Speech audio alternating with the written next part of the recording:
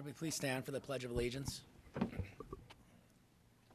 pledge allegiance to the flag of the United States of America and to the republic for which it stands, one nation, under God, indivisible, with liberty and justice for all. Okay. At this time, I'll look for a motion to approve the minutes of the regular September 26th, 2016 meeting minutes for the Minot Planning Commission, please. I so approve. Second? Second. Okay.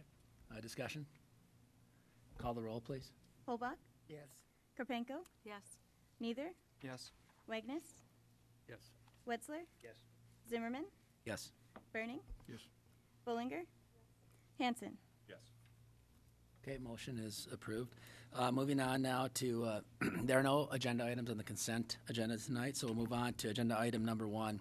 And I apologize for the scratchy voice here, but this is a continuation of an application by Dwayne Johnson Future Builders to subdivide an unplatted portion of the southeast quarter, section 36-5583, into 31 lots to be known as Bluff Point Estates, lots 1 through 31. Also to change the zone from Ag district to RM, medium density residential district, with a PUD, planned unit development overlay, on the proposed Bluff Point Estates lots 1 through 31. Also to annex proposed Bluff Point Estates lots 1 through 31 and adjacent 13th Street Southeast and 37th Avenue Southeast right of way into city limits. And also to amend the future land use map for medium density and commercial designations to medium density residential on proposed Bluff Point Estates lots 1 through 31. This property is located on the southwest corner of 37th Avenue Southeast and 13th Street Southeast. And with that, can we get staff, city staff comments, please? Yes, thank you, Mr. Chair. I want to take this time to introduce our new principal planner, Mr. Lance Lang, and our new assistant planner, Mr. Reed Emquist. And Mr. Lang will be doing the presentation today. Great. Welcome. Thank you, Robert, and thank you, Chairman and Planning Commissioners. As was stated, my name is Lance Lang. I'm the principal planner for the city of Minot. The project, the first project before you tonight is a continuation from the August meeting. This is a planned unit development project, the first, as I understand it, of its kind in the city, at least for new development. The planned unit development is or planned unit district is an overlay district that can go over any base zoning district. So you can have residential or commercial zoning, and then have this planned unit overlay to provide more flexibility and creativity for the developer. Generally, they're larger projects with a mixture of uses where the drainage and the road networks, the access, the circulation, the siting of the buildings on the lot and whatnot can all be laid out in a master plan format, and perhaps even with diverging somewhat from the strict adherence to the zoning regulations in order to produce a better product. So the expectation is to have a high quality project with great architecture and amenities and that kind of thing. And I wasn't here in August, obviously, but there was some discussion about the project, about the plan unit development aspects, and there was some discussion about the units themselves and concerns about street appeal with a lot of garage doors and certain things. And talking with the applicant briefly before the meeting, I understand that the reproduction of some of the graphics maybe wasn't the best, so it was kind of hard for everybody to see exactly what was going on. So in light of that, the project was continued. There was 14 conditions attached to the project at the August meeting, and those 14 have held true, plus 3 more have been added, and we can get to those at the end. But as the chairman stated, there's basically several parts to this project. There's, of course, the subdivision into 31 lots for 30 luxury townhome units. There's a change in zoning required from agricultural and RM, which is medium density residential, from Ag to RM, medium density residential, with the PUD overlay. And that rezoning causes consideration of the future land use map designations.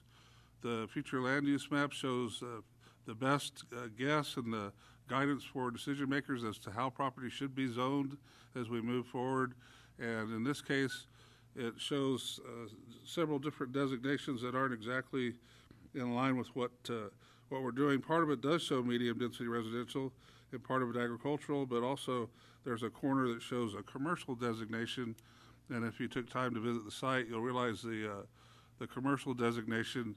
You can see the red square in the right-hand corner there.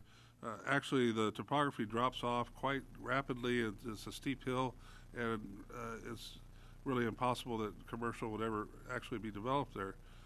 So the land use map is amended from those three designations to medium density residential, which corresponds to our zoning category of medium density residential. But also, this property is contiguous to the city limits, the corporate limits of the city. It can be served with public infrastructure, and therefore annexation of this property into the city is also one of the items before you this evening. The site area is 9.58 acres, and as I mentioned earlier, there's 30 luxury condominium units or townhome units that are proposed. Back in August, it's my understanding, reading through the notes, there were actually 32 lots proposed, so there would have been more units. That number has been dropped down to 31 lots to provide just a little bit more room to help site the improvements. The next slide. This shows the layout of the townhomes served by two private drives.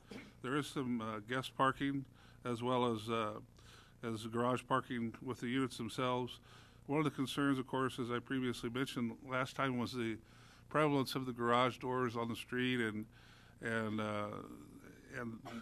a hope that maybe some improved enhanced architectural features with roof lines, building materials, adding some gables and different things like that could produce a little more variety and interest in the architecture. And with that in mind, the applicant has submitted 6 separate elevations, and you can run through them real quick, read, and then go back to the site plan. You'll notice the site plan is color coded with the red, blue, green, etc. colors. So that shows you, based on the site plan, where those various elevations sit. And you can go back through the elevations again kind of slowly. You'll see there's a variation in the materials and the style and the roof lines and whatnot. So there are no side-loaded garages proposed, as was discussed as a possibility, but there's certainly a lot of more variation in the proposal now with these 6 different architectural elevations. The applicant also has located 16 guest parking spaces on the site, added a monument sign concept with an outdoor seating area at the entrance of the development with landscaping, and has provided a landscape plan. I went through all the different categories, I guess, of concern with planning and zoning, building materials, and architecture, landscaping, and screening in some detail for the Planning Commission's benefit.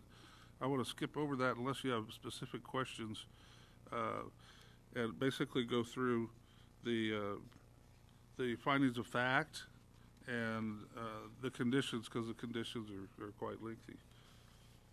I might ask at this time, is there anything you want me to go into more detail in terms of the site layout or any of that? Not at this time, Mr. Okay, Lang. I think thank we you. can proceed. Thank you.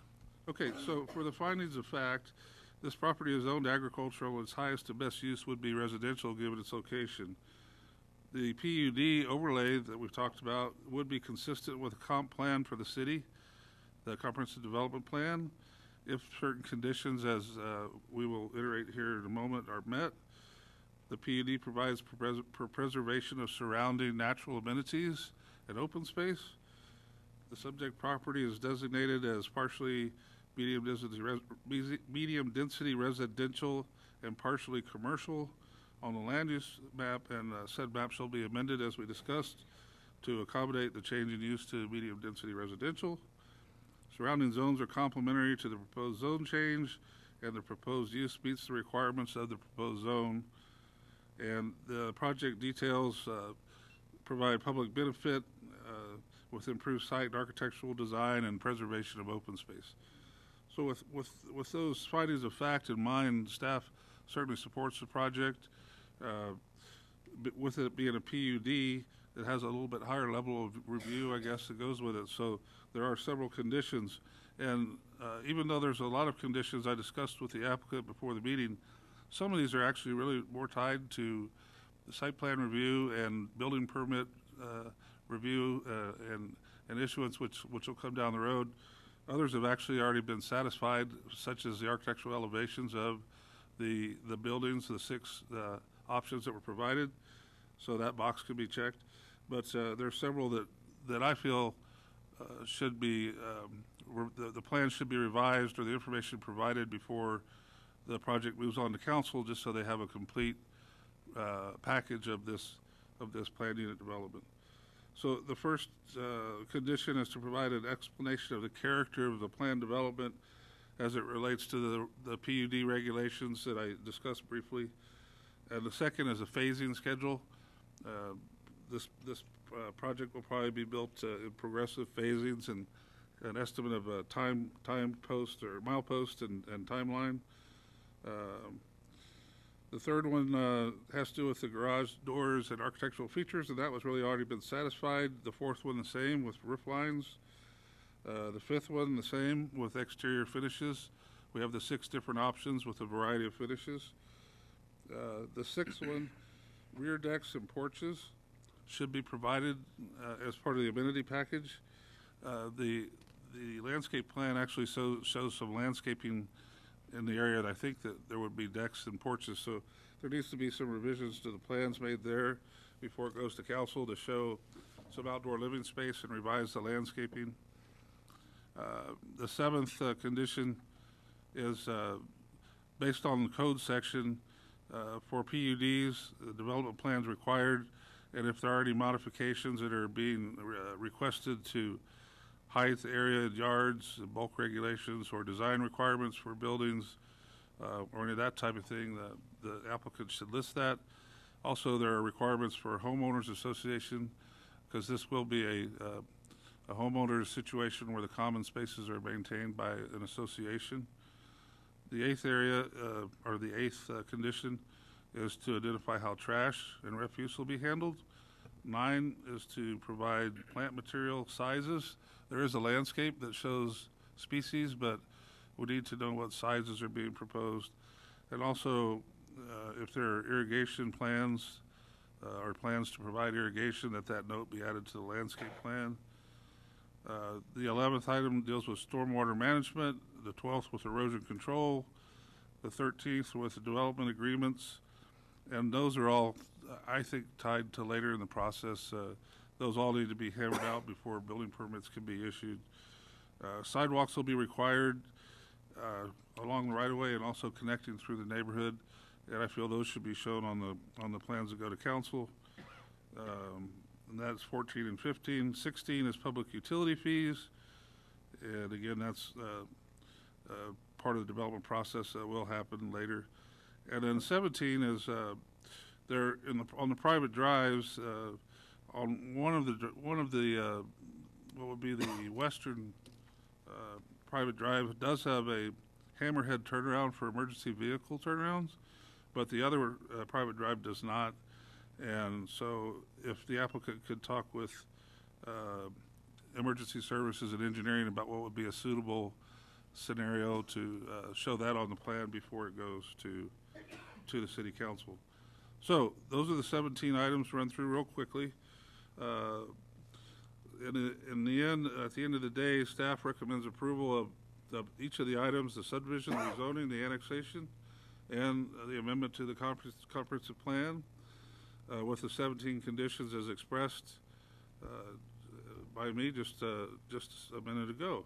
So with that being said, I'd be glad to answer any questions you might have. Thank you. Thank you for that, Mr. Lang. Considering the length of the conditions, would you, and your previous comments regarding prior to this going to council, it seems like the applicant's made significant progress in city staff's mind, but there are a number of things that remain to be addressed that are significant items that should be addressed prior to going to council. Would it be your opinion that these are items that should be further discussed with the applicant before it possibly moves on to council? Well, I guess I would leave it to the planning commission to decide. The options are to table it again, to give more time to work with the applicant, or to approve the plans with the good faith belief that the staff can work with the applicant between now and the council. It just depends if you personally want to see, as a commission, the changes come back to you, or if you feel confident enough with the progress that's been made that we can take one more step before we get to council without having to come back to planning commission and bring it forward. Okay.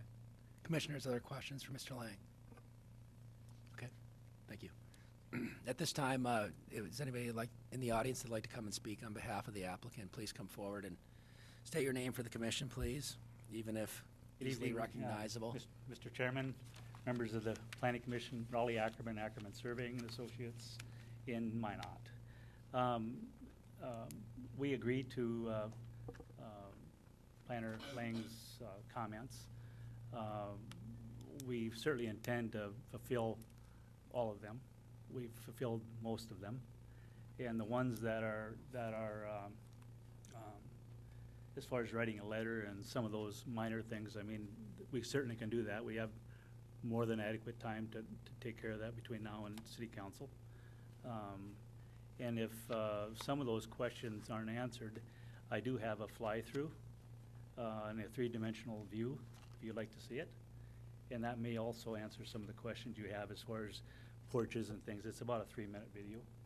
Yeah, just very quickly, Mr. Ackerman, before, I'd marked down 3, 4, and 5 as things that have already been agreed to among the 17 conditions. Are there other ones that we might have missed in Mr. Lang, or I might have missed in Mr. Lang's comments regarding things that have already been addressed satisfactorily from the city staff standpoint prior to the overview? The one is simply writing a letter of explanation. 2 is a schedule, a phasing schedule. 3 we've talked about, architecture we've talked about, exterior finishes we've talked about, rear decks and porches. That is shown on the video that I have. We didn't furnish a rear view of these buildings. Detailed development plan, that's easy to do. Obviously trash, size of plants, irrigation, stormwater management, erosion control, development agreements, sidewalks, gateway to development, that'll be shown on the video. Public utility fees and suitable vehicle turnaround, that's also not a problem. So these 17 items are very accomplishable. And just out of curiosity, on number 17, Yes. is that the one that ends with just, that's not the Hammerhead side, That right? is actually the one in the northeast, and we'll just scoot the parking down. I can show that on the video. We'll Okay, scoot great. the parking down. There's room for a hammerhead in there, and we're good. Okay. Commissioners, any questions for Mr. Ackerman before he shows the video? Okay. Please. Okay, if I Thank can you. get this thing to minimize. Where's our IT guy?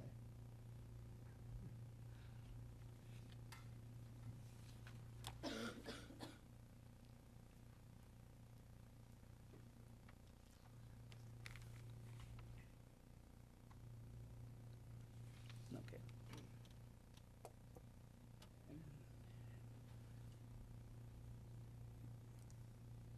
And here we go. So this is the three-dimensional view of those exact buildings. This is provided by our architectural staff and our engineering staff, along with our savoring staff. Let me pause this. There's the entrance right there. I'll go back in a later view. Can you pause there real quick, Mr. Ackerman? Okay, this. Was there- Oops, sorry. Oh, no problem. Was there discussion of like a public seating area or something from the standpoint of That's the? what I was trying to stop, and it was. Okay. I'll come back to it if you don't mind. Matter of fact, I think I can do that right. Should be able to do that, yep. I think I can do that right here. Because just for the commission's sake, to understand what the give and take on, in this case, the give to Here you the go, right here. See this public seating area. public seating area with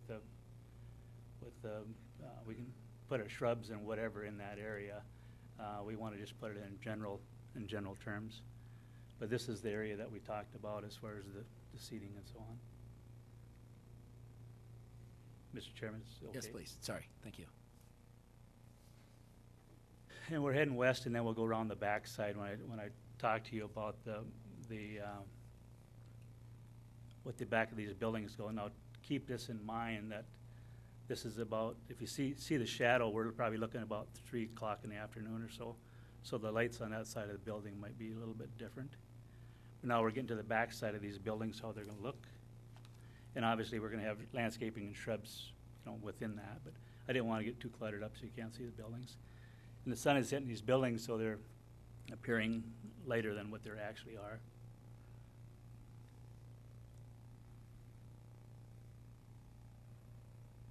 And just quickly on that highlighted shared lawn part, I assume that that's just for the residents, though? Sorry. If you can, you don't need to go back to that, but is that just residents only on the shared lawn and not part of the, That is residents in a public, it's not a public area, it's private. okay, just wanted to be clear. Thank you. And there again, this isn't exact. I mean, this is, I told these guys, I said, I need something that's will give us a general idea. We're gonna go down through the driveway. Bear with me, if you don't mind.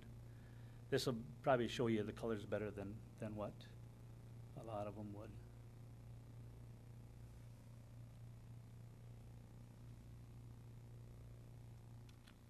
And right up in this, pause, oop. Right in here, we do have room up in this area for another hammerhead, so. Mr. Lang, that's be right in that area.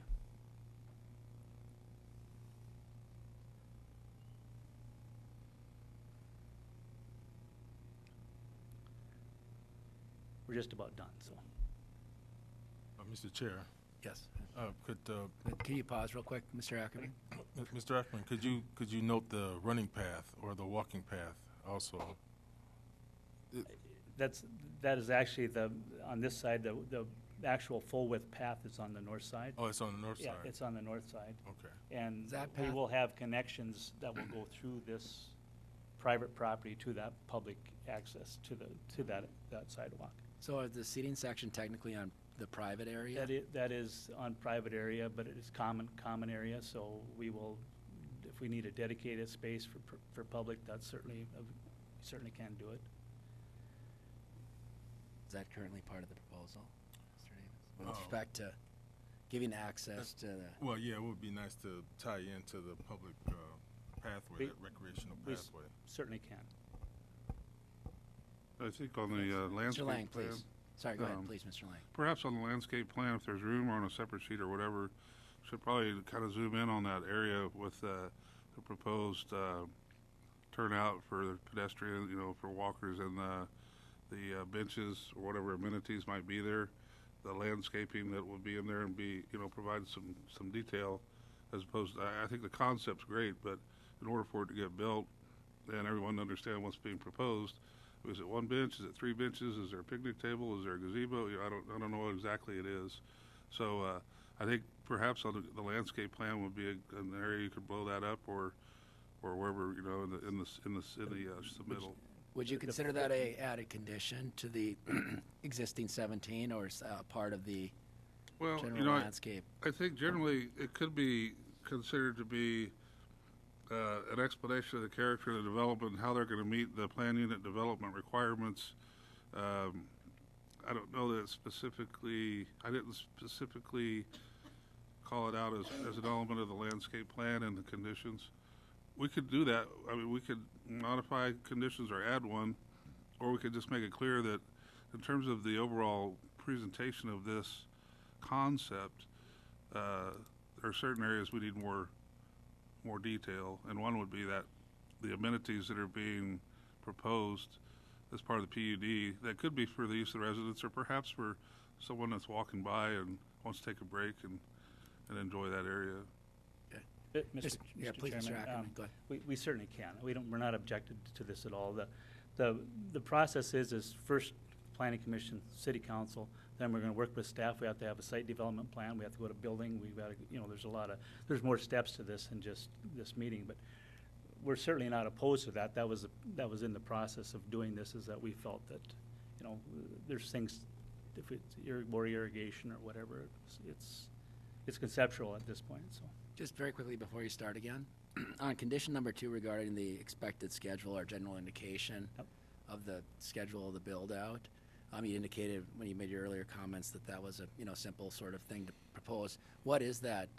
Unless I missed it, and I apologize to staff if I have. What would you expect that schedule development to be with respect to when things might start there as it's related to condition number 2?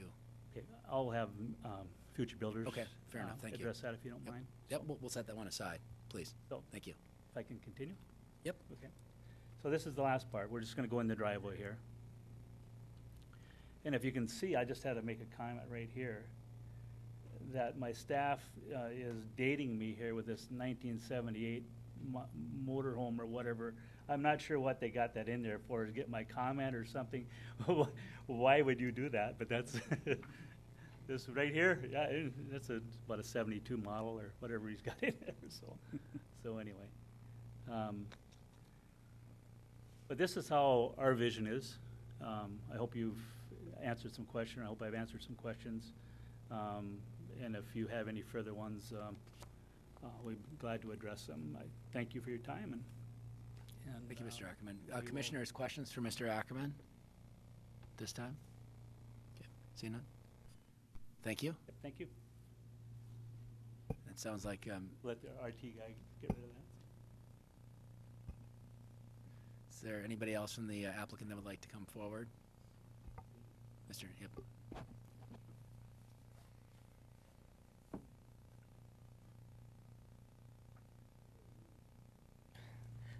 Dwayne Johnson, 3410 Harmony Court, Minot, North Dakota. And you had a question about the phasing. Yeah, they were related to Mr. Ackerman's comments on the Yep. letter. Initially, we were address going to that. start in the fall, and now we'll be starting in the spring. And with that, we expect it to be, depending on sales, a two-year project, 2 to 3 year project at the most. So we do plan on putting in the sidewalk right away, with the first phase of the project. We plan on putting in the bench seating area. So that amenity and those items will be put in right away when we start construction. And Mr. Johnson, just in your opinion, and this is sort of an evolution, obviously you guys are addressing one of the new flexible alternatives within the ordinances with the PUD. Yep. Would you see it as a hindrance to your project if you continued to work with Mr. Ackerman and then city staff further through this next month and come to the November Planning Commission meeting and hopefully have that list of 17 knocked down considerably without, adversely affecting your, plans for starting up in the spring? Yeah, I feel it would be a little hindrance. When you look at the items that Mr. Lang has here, there are, when you talk 17 items, there's actually, most of them are part of the process as we continue with the building permit process, most of the process that we continue with as we do development. So when you say 17, we have several of the items that are either building permit / items that I met with Mr. Lang on, or that have already been crossed out. So I think we're really close there. I don't think it would need to go another month. Okay, thank you. Yep. Commissioners, other questions for Mr. Johnson, if any? Okay, thank you. Sir. Thank you. Is there anybody else in the audience that'd like to speak on behalf of this proposal, either for or against? Please come forward. Okay, seeing no one else, we'll close the public hearing portion of this agenda item and we'll turn it over to the staff for a motion, please. Make a motion to approve all items, including findings of facts and the 17 conditions as listed. I'll second. Second by Wagner. Discussion? Okay. Comment is these Oh. guys have done a great job. listening to what the commission requested last time, they have been very amenable to the roof pitches, the garages. I think this looks like a great development, and I don't want to hold them up any further, so. Other comments, staff, or commissioners, sorry, pardon me. Okay. Could we have a motion to approve in a second? Please call the roll. Karpenko, Yes. Neither, Wagnus, Yes. Wetzler, Yes. Zimmerman, No. Burning, Yes. Bullinger, Hanson, Yes. Hobach, Yes. motion passed. Okay, motion passes. Moving on to agenda item number 2, and if you'll permit me to just read the highlights here real quick versus the details. This is a public hearing on a request by Gulf Mining Inc., represented by Chris Strange, to replat 37 single-family lots and 1 large lot associated with the golf course golf course as described in the legal description, creating a new subdivision to be known as the Bluffs 7th Edition. These properties are the Country Club Golf Course, various adjacent properties, and 4260 27th Street Southeast. And with that introduction, could I please get city staff comments? Mr. Lang. Yes, sir, Mr. Chairman, Planning Commission, Lance Lang, Principal Planner for the City of Minot. The second item before you, Bluff 7th Edition, is basically an adjustment of lot lines for 37 residential lots that are scattered throughout the neighborhood. Almost pretty much all of them are obviously faced on the front by a street, but they don't back to another lot. They back to a coulee or a drop-off into topography that offers great views overlooking the golf course. And this is an opportunity for the owners to pick up a little bit more ground. Some of the lot lines have been adjusted and added a fair amount of property to the lots. The total amount of acreage in the subdivision is 295 acres, but 233 of those roughly are contained in the 1 large golf course lot. And there are 2 larger single-family rural type lots that are in the southeast corner. So we have some slides that show zoning or something. So you can see in the kind of the lower right corner, all that open yellow area is the golf course, and then the lots wind around on the left side of the picture there, overlooking the golf course. And in the very lower right corner, which would be the southwest corner, there's 2 fairly large lots. I think I put how big they are. I don't remember for sure. One of them 16.88 acres and the other 22.62 acres that are quite a bit bigger than the other lots that are up on the bluff, so to speak. As you can see in the future land use plan, the area in question is low density residential or very low density, and so the lots are basically existing for the most part. We're just adjusting lot lines, so there's no reason to amend the comprehensive plan. Golf courses and low density residential both fit in this land use designation, as well as in the zoning, in the R1 zoning. So really, I look at this as kind of a lot adjustment project, kind of a housekeeping project for the developer and the adjacent owners.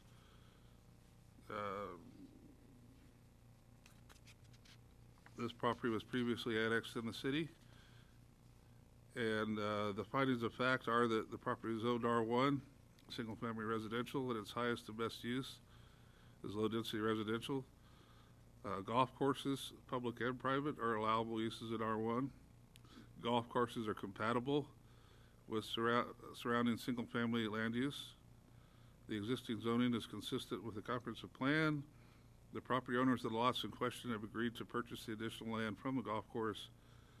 And basically, the existing development pattern in terms of access points, road alignment, overall lot and block configurations, and availability of public services really was previously established through the initial platting. So staff recommends approval of the subdivision plat to be known as Bluff 7th Edition, based on the finding of facts included herein as presented, and I could like to answer any questions you might have. Okay, thank you. Commissioners, any questions for Mr. Lang? Okay, thank you, Mr. Lang. Oh, I'm sorry, Commissioner Neither? Yeah, was there any known opposition to this? Not that I'm aware of. Thank you. Is there anyone in the audience that'd like to speak on behalf of this application? Please come forward.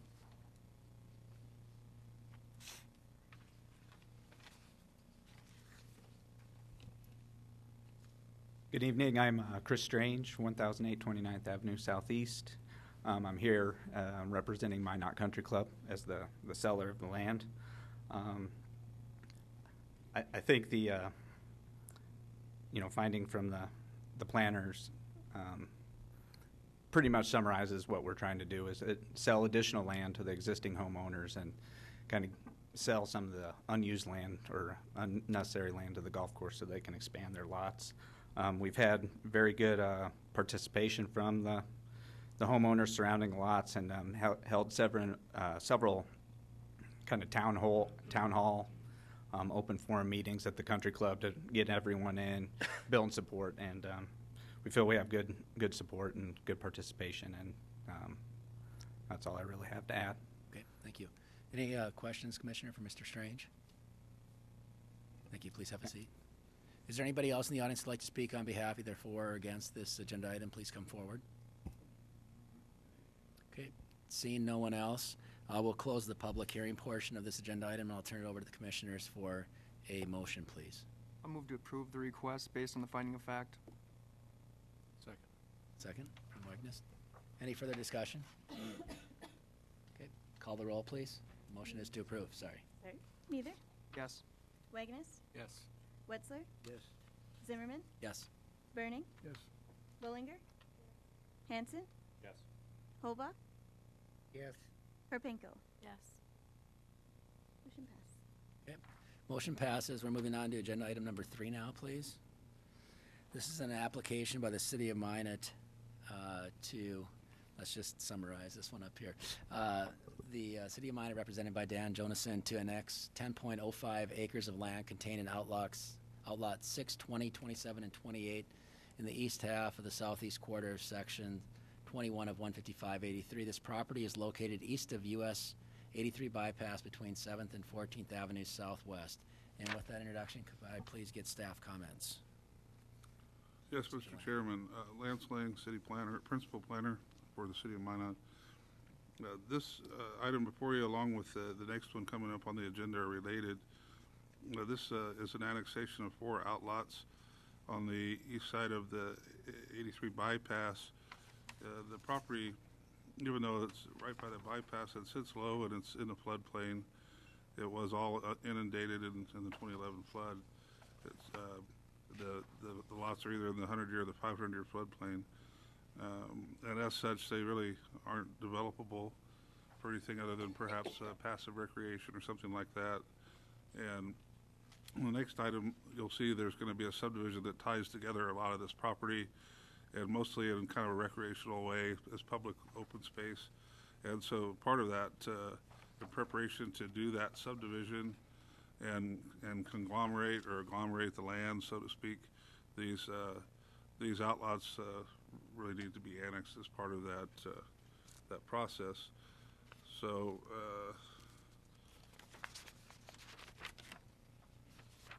the findings of fact.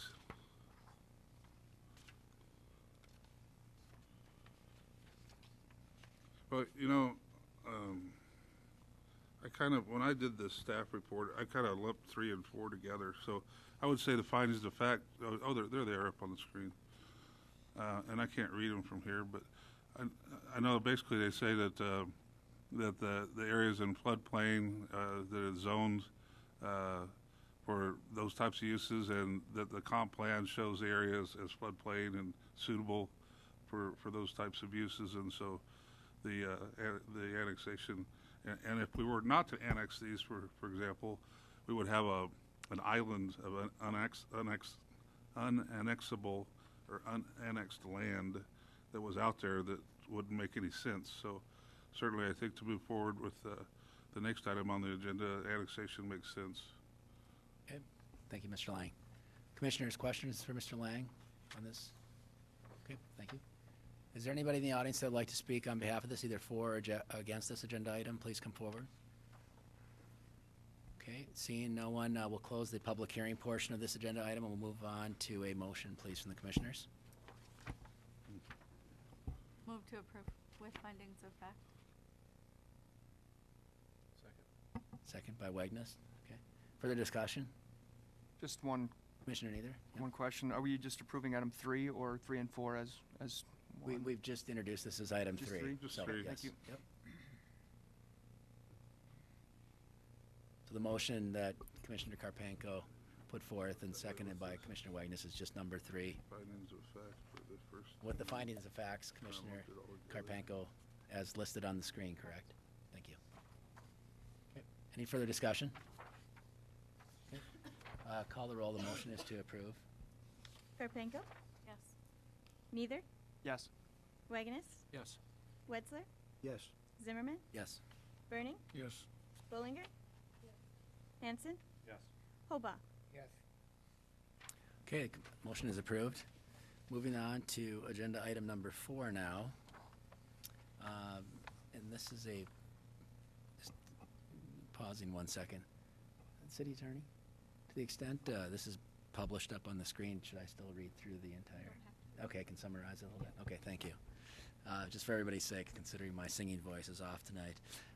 This is a public hearing on request by the City of Minot, represented by Dan Jonason, to subdivide portions of Napa Valley Edition, Napa Valley 18th Edition, and other platted portions of sections 21, 22, 27 of Township 155-83 into 7 lots to be known as Napa Valley 19th Edition. It's also a rezone from Ag, public R1, C1 districts to R1 on those various blocks listed.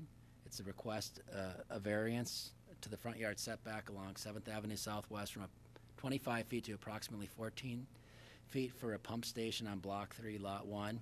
The properties are the Souris Valley Golf Course and Dog Park and Ball Diamonds to the north, and lots to the northeast of the golf course. And with that introduction, could we have city staff comments, please, Mr. Lang? Yes, sir, Mr. Commissioner and Planning Commission, Lance Lang, Principal Planner, City of Minot. This is kind of the second step of the project we just started talking about with the annexation of the outlots. Those are included in this lot area. And let's go move to this slide. The current zoning on the left side shows a residential neighborhood to the top of the screen. That's your yellow area, R1. To the south is all green, and the blue is agricultural. And then the side on the right is a future land use plan, and you'll see a light green shading. And that's basically an open space corridor type of overlay that is associated with the floodplain. And it basically means this land is not really developable, but it's great open space, public space, golf course, parks, that kind of thing. The dog park is down there, and the wagon wheel baseball, softball complex. I don't know the names of the parks. I apologize, but there are some existing parks down in the area, and then as well as the golf course. And so, basically, the rezoning to District P and District R1 from several zoning districts, AGP, Ag, R1, P, and C1. All of that will be consolidated into either R1 or P for public. And the only R1 zoning there's 3 lots that are on the north side of 7th Avenue, which is kind of the very south border of that residential area. And those lots are already existing, but they're tweaked a little bit, and they would remain zoned R1. Everything else that's in the project is proposed to be Zone P for public. There is a lot that a pump house is proposed on Lot 1 of Block 3, and that's up on the south side of 7th Avenue, and there's a variance that's required for that pump house because the last thing I guess I should say is this is a subdivision that splits this into several lots.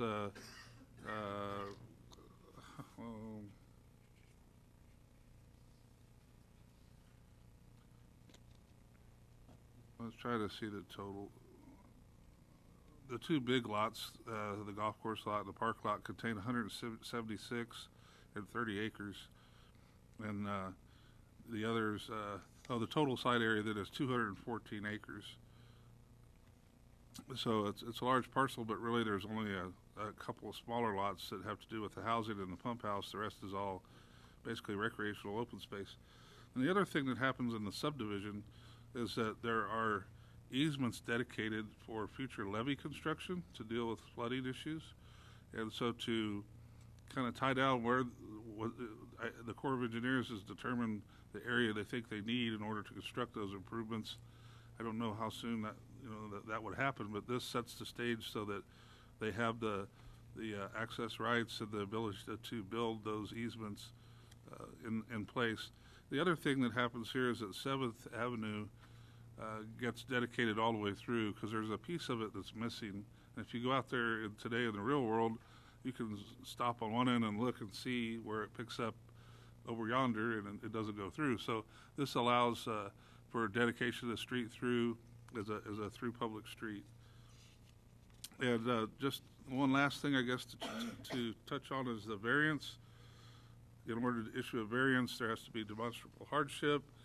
In this case, the lot that the pump house needs to go on is crowded, if you will, based on its existing location and the right-of-way of 7th Avenue, which we don't want to move the street, and then between the existing and proposed levee easements that have to go in there to satisfy the Corps of Engineers, we simply can't meet the front setback, the front yard setback for the pump house. So the variance is requested to reduce the front yard from 25 to 14 feet, an 11-foot variance. And you will notice there's some sketches or some elevations of the pump house in your packet. And it's apparent that the architect, the design team went to great strides to make this blend in residentially as much as possible. It's got a hip roof and shingles and some window openings and fenestration, and to make it more residentially friendly, right across the street from the existing residential houses. So the findings of fact, this might double up a little bit on item 3 and 4 since I kind of wrote these together, but the property is primarily in the 100 and 500-year floodplain, as such not developable except for recreation. The existing lots along the bypass are also in the floodplain and have never been annexed, even though they abut the corporate limits, but they would be an island of unannexed land, as we discussed earlier. The highest and best use of this land is recreational and open space, given the floodplain, and very limited low-density residential north of 7th Avenue Southwest, where it comes out of the floodplain. The various zoning categories in place on this property today include AGP, Ag, R1, and C1. A better representation as recreational and open space would be to change to the public zone, and that's what we're proposing to do while maintaining the 3 existing R1 lots that have either have housing or zoned appropriately for housing. Platting of this property allows for the dedication of public right-of-way to complete the 7th Avenue Southwest corridor, and also the dedication of the aforementioned permanent flood control levees. And then the last finding of fact is that the applicant has requested a variance based on a demonstrable hardship, such that the proposed pump house cannot be located on the irregularly shaped lot without the setback variance. So staff recommends approval of the annexation, the subdivision plat to be known as Napa Valley 19th Edition, the rezoning request, and the setback variance based on the finding of facts included herein as presented. I'd be happy to answer any questions you might have. Thank you, Mr. Lang. Commissioners, any questions for Mr. Lang at this time? If we Commissioner might, can Wagnest? we get a little clarification on where that pump house is going to sit, maybe on the map? It's I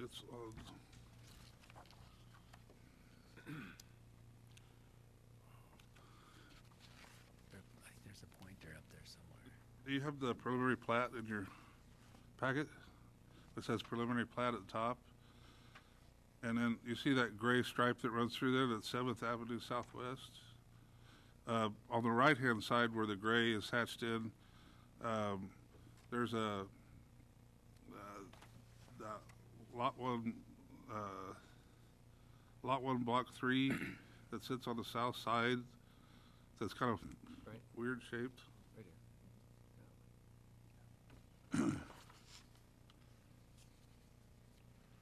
And that would be the one, I'm pretty sure. Pump house. On the Lot screen. 1, block 3. Excuse me, on the screen, there's a small green, I could just point to it on the screen, possibly. You have a pointer or something? I think there might be one at the lectern.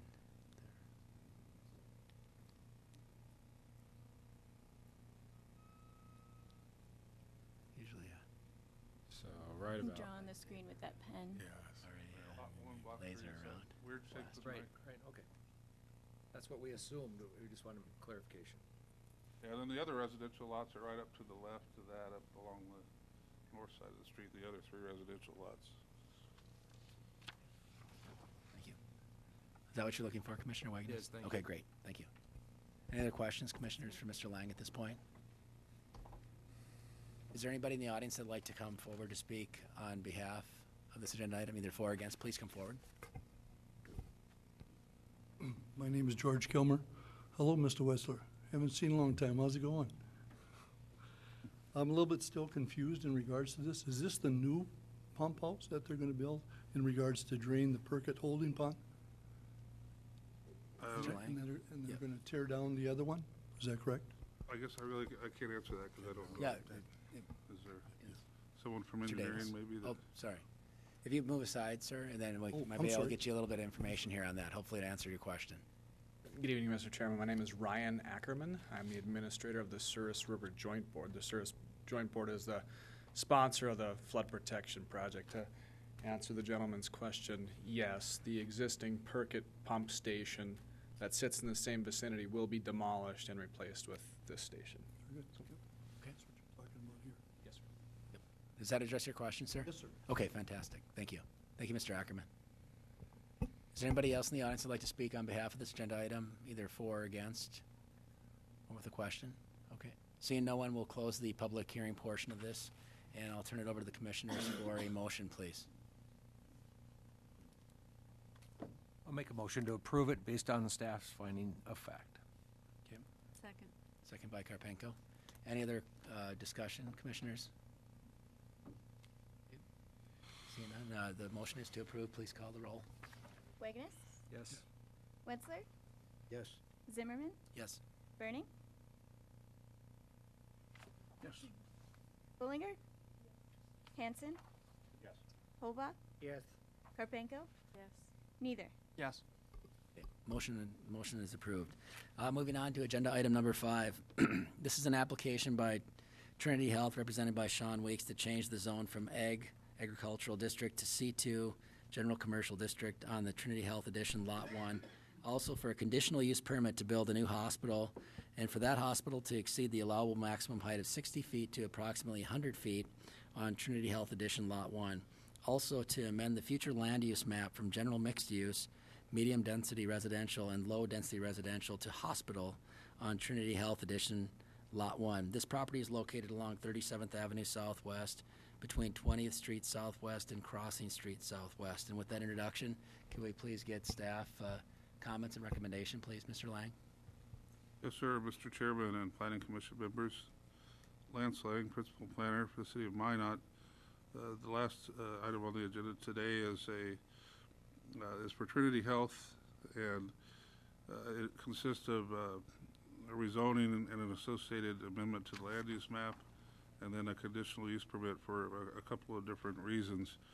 The site's 43.48 acres, the southeast part of town, and I understand that there's been talk for quite a while of perhaps relocating hospital facilities, but it's my understanding they're not all moving from downtown, but quite a substantial amount is, and there'll be a brand new campus down in the south part of town. In order to accommodate that, the property needs to be rezoned, and we have a map that shows the current zoning is agricultural. The land use map actually shows several interesting proposed land uses. One would be R1 on the very south, the yellow, and then RM, residential mixed or medium density, is the kind of brown color, and then the pink is a medium density mixed use.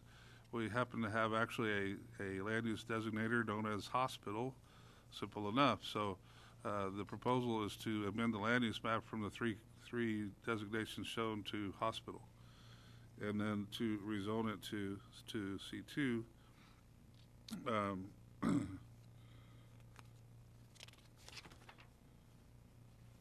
Then the conditional use permit is required for a couple of different reasons.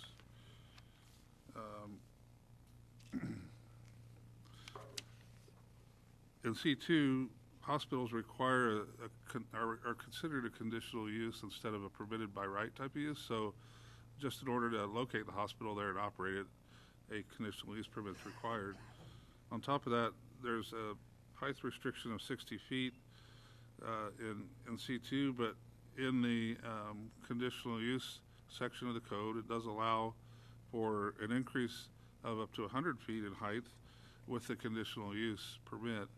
I think recognizing that at times in the commercial zone there may be a need to go higher. Certainly, as a hospital, the day-to-day functioning of the hospital is more efficient as things stay more compact and go up with elevators and whatnot than to try to spread it out over a large footprint where one location gets to be very distant from another location. So the height increase, I think, is certainly justifiable based on that criteria. A couple of things. I can do the findings of fact here. The property location is well suited for C2 zoning and a proposed hospital.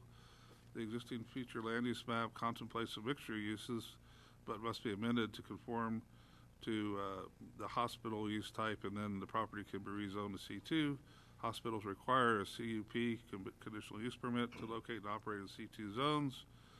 And since efficiency is of the utmost importance to providing the best hospital service, the building can operate more efficiently as it grows vertically by adding stories, maintaining a compact footprint as opposed to sprawling out as we just discussed. So it makes sense to allow the variance from a maximum height of 60 feet to 100 feet. And there are 3 conditions associated with the staff's recommendation here. One, that final building elevations and materials were submitted prior to the issuance of any building permits. We have seen some very nice renderings and some very nice materials and whatnot shown, but to my understanding, things are still conceptual and subject to change. So at some point, we need to know exactly what that's going to be before building permits are issued. And then, likewise, there's kind of a concept landscape plan that shows a large-scale view of the 40-plus acres with trees all over it, but there's no excuse me, there's no formal landscape plan that really identifies exactly what types of trees and sizes of trees. And there may be, in most hospitals, there are like courtyard areas and different places that are more intimate that perhaps need a blown-up detailed area landscape plan and some of that kind of stuff. And again, I think the concept plan for purposes of the zoning and the variance request is great, but at some point in the future we're going to need to hammer down the building materials and the landscaping. And then the hospital has agreed to do a traffic impact analysis, and that needs to be completed prior to the issuance of any building permits as well. And it's going to be a large structure and generate a lot of traffic and have multiple functions, emergency services, and visitation for patients and all kinds of things. So the traffic impact analysis is a very important component. So with those 3 conditions, staff recommends approval of the rezoning and the land use map amendment and the conditional use permit. I'd be glad to answer any questions if you have any. Thank you, Mr. Lang. Commissioners, any questions for Mr. Lang at this point? Okay. Seeing none, is there anybody in the audience who'd like to speak on behalf of this agenda item? Please come forward. Good evening, Commissioners. Sean Weeks with Ackerman Esfold, 2308 7th Avenue Northwest, and I'm representing the applicant, Trinity Health, on this zone change application and the two related conditional use permit requests. We are fine with the conditioned approvals. They're generally standard. As it relates to the landscape plan, that is under development. We will be providing a complete landscape architecture plan with a site plan review package, and that'll be subsequent permitting that's going to come in. Beyond that, I thank you for the summation. I concur with generally everything that was brought forth. So I'm available to answer any questions for you. Thank you, Mr. Weeks. Commissioners, any questions for Mr. Weeks at this point in time? Commissioner Zimmerman. Also, TEG Architects, Wayne Estopinal would like to present. He's got some nice architectural renderings that, when you're finished with me, that he'd like to show you. We're looking for the next dated RV, I think, so please come forward. You're not going to find that. Okay, I didn't think so. Glancing through my information. Please, come forward, sir. Sorry. Thank you. Raleigh had to get you there, so. Wayne Estopanol, TEG Architects. If someone can work this out. They preloaded it for us and was very kind. We got great comments from your planning staff, inspections, fire, and your staff comments. So we've tried to address all of those. We do have a meeting tomorrow. Thank you very much. We do have a meeting tomorrow with representatives from city departments. We've had 3 or so meetings trying to keep everybody informed of our progress. As Sean accurately alluded, we're in the development of many documents for the project right now. We're pretty much in a design development stage, well beyond where we were probably 3 months ago when we last really had a good conversation. This is a site plan, and I won't walk you through it. You have illustrations on your document. The MOB is a medical office building, roughly 200,000 square feet. The acute care tower and then the mental health building will total around 208 beds.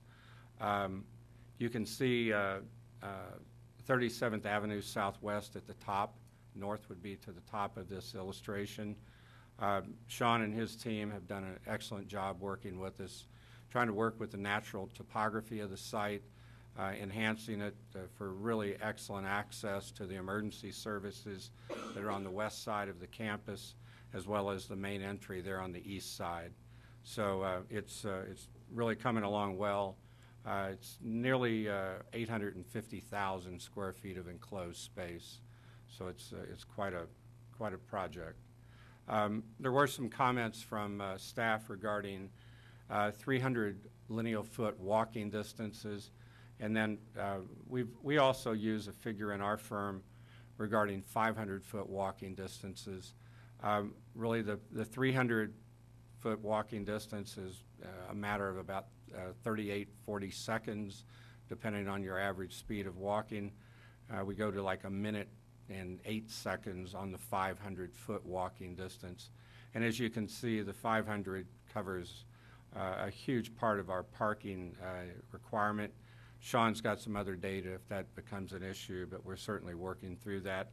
There were some other comments regarding the distances from adjoining property lines. We're about 460 feet from the east property line, and we're 620 feet from the north property line along the road. So it's set back quite a ways. Again, we're involving in this rezoning about 43 some odd acres. Excuse me, where did it, there we are. This is an illustration that actually Sean and our office collaborated on.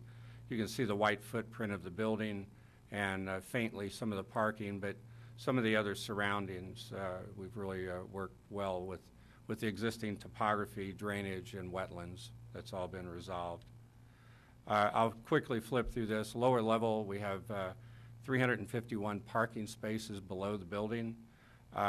Two access points to that.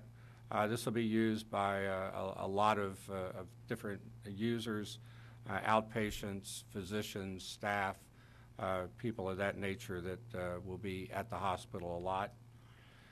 This is a very large footprint. Again, the medical office building is at the top of the page. The main entries at the east or the right side of that illustration, and the mental health is at the lower right corner of the illustration. This is one of the larger healthcare projects in the country. It is an incredibly complex building, and it's coming along very well. I apologize, there we are. Second level is what we call a clinical procedural platform, which involves surgery, emergency, imaging, and all the support services for surgery there. It's going to be a very, very active floor where a lot of patients will be dealt with. On the lower left, we do have a helipad there. We have a hangar, a transitional space, and a helipad on the southwest corner of the building. Third level is pretty much our women's care area in the acute care hospital. Third level in the mental health to the lower right, patient areas. And third level of the MOB is also GYN, neuro, and neurosurgery space. I think it's having a hard time dealing with files this large. Fourth floor, we have the ICU, intensive care and progressive care. And then over on the MOB, we have some other support services. There's very little shell space in this building. But we have master planned the site for future expansion. The fifth floor is a little bit of a unique floor. We have medical office building space there on the top of this illustration, but the fifth floor of the acute care tower is what we call an interstitial space. All mechanical equipment feeding air up and services upward, feeding air and services downward. It'll be a very important element. The acute care tower will be structured for 2 additional floors in the future. We do not have plans for that at the moment, but we are incorporating the structure and lateral bracing to accommodate that. Sixth floor involves surgical, nursing units, ortho, and rehab. And then the sixth floor has some shell on it in the medical office building, but that's going very quickly. I suspect by the time we occupy it, the MOB will be completely filled. Then some rooftop penthouse areas. Further up the scale here. This is an illustration of the east elevations, medical office building on the right, acute care tower and main entry in the center, and then the mental health building. There were a couple comments by the staff regarding its transparency and things. I think it'll be exemplary. We'll certainly work with everybody on staff to show you the transparency of the atrium, the entry points. We use that on this front of house, back of house concept consistently. I think you'll be very pleased as we further develop that. Then these couple illustrations of the atrium and the main entry here. That's the acute care tower. You can see into that atrium. It'll be a very special space, a lot of native materials and textures in that area. The mental health facility, the 3-story facility on the left, and then the concourse on the far right of this is what leads over to the medical office building, and in the foreground of that concourse is the chapel. You can tell by the stained glass windows there. And then lastly, I believe this is our last one, kind of an aerial view from the southeast, mental health in the lower left, then the acute care facility. You'll see the ramp going to the parking garage there below, and then at the upper part of the image you can see the medical office building. You can get a sense from this the variety and the richness of the landscaping that Ackerman Esvold's put together. Over on the far left you can see the helipad, but I think we're creating here an exceptional medical campus that will serve not just Minot, but an incredibly wide service area that this hospital enjoys. We do have a construction partner on board now in Mortensen. They're starting to engage people in the community, so I think you'll see some very very positive things happening over the next few months. Thank you very much. Commissioners, questions?